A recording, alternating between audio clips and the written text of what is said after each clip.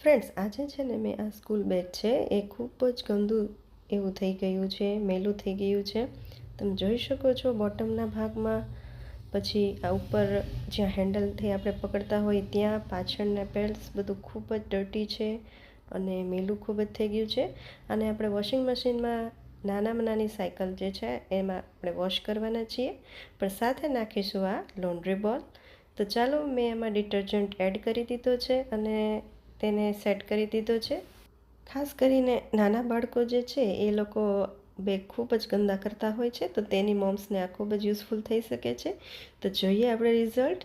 Bag ખૂબ જ clean થઈ ગયું છે. તેના હેન્ડલની આસપાસ, તેના બોટમ સાઇડ્સ અને સાઇડ્સની બાજુએ ખૂબ જ સારી રીતે ક્લીન થઈ ગયું છે.